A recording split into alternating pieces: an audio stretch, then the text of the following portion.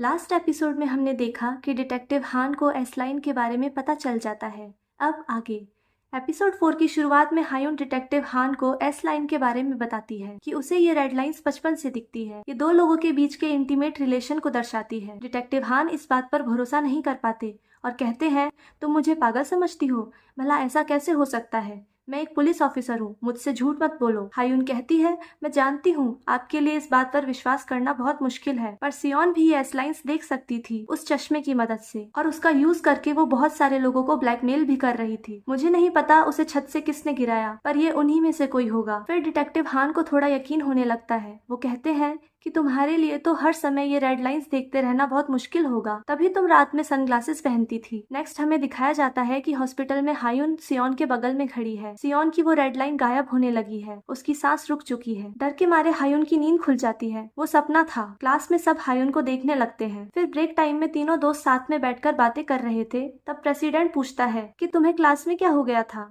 तुम अचानक से इतना डर क्यों गई थी? तब जिनी कहती है, हायुन तुम बहुत वीक होती जा रही हो, तुम्हें फ्रेश एयर की जरूरत है, चलो कहीं बाहर घूमने चलते हैं। हायुन मना कर देती है क्योंकि उसे बहुत काम था। उसने हाल ही में एक नई जॉब ज्वाइन करी थी। मिशन होटल में वो नाइट ड्यूटी करती थी। नेक्स्ट सीन में हमें एक लेडी को दिखाया जाता है जिसे फाइल लेट सबमिट करने की वजह से स्कूल ऑफिस में डांट पड़ रही थी। उसका नाम है मिस किम। उसके पास भी मैजिकल ग्लासेस हैं। वो भी रेड लाइंस देख सकती है। उसे जब भी एंजाइटी होती थी तो वो एक स्टेपलर लेके उसे दबाने लगती थी। उसे ये करना अच्छा लगता था। इससे हमें पता चलता है कि मिस किम की मेंटल कंडीशन कुछ ठीक नहीं है। लंच ब्रेक में मिस किम अपने दोस्तों के साथ कैंटीन में खाना खा रही है। तभी वहाँ एक हैंडसम म्यूजिक टीचर आते हैं। सभी फीमेल टीचर्स उनकी फैन है। मिस किम को भी म्यूजिक टीचर पर क्रश है। नेक्स्ट सीन में हमें एक पिंक बालों वाली लड़की कहीं जाते हुए दिखाई देती है। ये और कोई नहीं मिस किम है, जो होटल मिशन में जा रही है। वही होटल जहाँ हायुन पार्ट टाइम जॉब करती है। होटल के अंदर हम देखते हैं कि हायुन वहाँ रिसेप्शन पर बैठी है। उसने पूरी रात जागकर नाइट ड्यूटी करी है। उधर पुलिस स्टेशन में डिटेक्टिव हान अपने केस पर काम कर रहे हैं। सारी कड़ियां जोड़कर देख रहे हैं किसका क्या रिलेशन है, मर्डर कौन कर सकता है। यहीं डिटेक्टिव हान अपने सेक्रेटरी को उन मैजिकल ग्लासेस के बारे में बताते हैं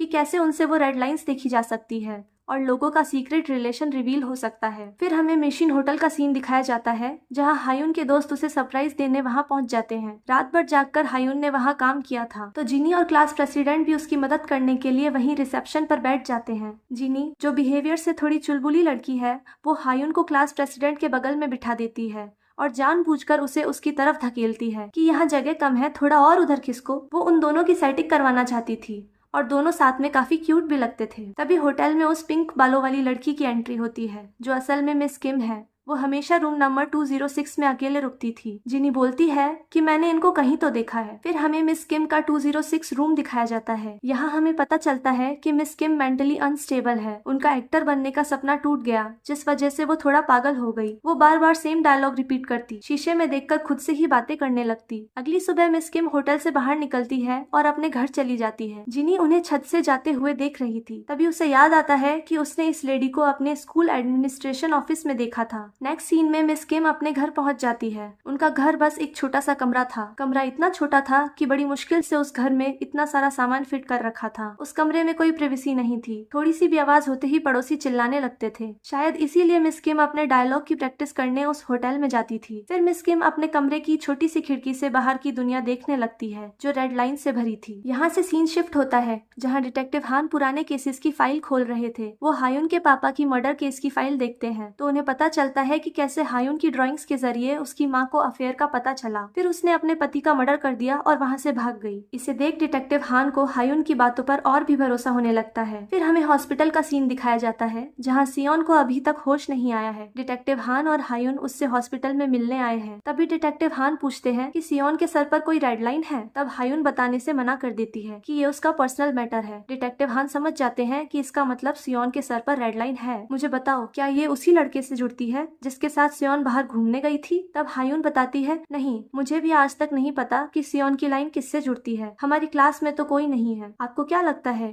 क्या उसी ने सियोन को धक्का मारा होगा? डिटेक्टिव हान कहते हैं कि हाँ, ये पॉसिबल है, हमें पता लगाना होगा कि वो कौन है। नेक्स्ट सीन में हायुन अपने घर पर टीवी पर न्यूज देख रही थी। उसमें देखते हैं कि एक दूसरे मर्डर केस पर कातिल पकड़ा जाता है। उसने भी वही मैजिकल ग्लासेस पहन रखे थे। ये देख हायुन को कंफर्म हो जाता है कि ऐसे मैजिकल ग्लासेस बहुत सारे हैं। नेक्स्ट मॉर्निंग मिस किम म्यूजिक टीचर से मिलने जाती है। वो उसके साथ टाइम स्पेंड करना चाहती थी। दोनों कुछ देर बातें करते हैं, अपना अपना इंटरेस्ट बताते हैं। तभी मिस किम शीशे में दोनों के सर की रेड लाइंस देखती है और उन्हें आपस में जुड़ते हुए इमेजिन करने लगती है। इससे हमें ये पता चलता है कि वो म्यूजिक टीचर को बेहद पसंद करती थी और उसके साथ रिलेशन बनाना चाहती थी। फिर सीन चेंज होता है जहाँ स्कूल की छुट्टी हो चुकी है। हायुन और क्लास प्रेसिडेंट साथ में घर जा रहे हैं। आज जिनी इनके साथ नहीं आई थी, उसे कुछ काम था। मौका देखकर क्लास प्रेसिडेंट उससे पूछता है कि क्या तुम आज फ्री हो, और हायुन को स्कूल के स्विमिंग पूल के पास ले जाता है जहाँ जनरली कोई नहीं आता था। प्रेसिडेंट कहता है तुम्हें ऐसी जगह पसंद है ना जहाँ लोग नहीं आते। तब हायुन हाँ में सर हिलाती है। प्रेसिडेंट पूछता है क्या तुम्हें तैरना आता है? हायुन ना में सर हिलाती है, पर कुछ सोचने के बाद वो पानी में कूद जाती है। पानी की गहराइयों में उसे अलग ही सुकून महसूस होता है। इतनी देर तक पानी के अंदर रहने की वजह से प्रेसिडेंट डर जाता है और उसे बचाने के लिए पीछे पीछे कूद जाता है। आज पहली बार हम हायुन को खुलकर हंसते हुए देखते हैं। गीले होने की वजह से हायुन को ठंड लग रही थी तो प्रेसिडेंट उसे अपना जैकेट पहनाता है। फिर दोनों स्पाइसी नूडल्स खाते हैं, खूब सारी बातें करते हैं, हंसी मजाक करते हैं। प्रेसिडेंट पूछता है कि तुम ऐसे अचानक पानी में क्यों कूद गई थी? तब हायुन उसे अपना सीक्रेट बताती है और समझाती है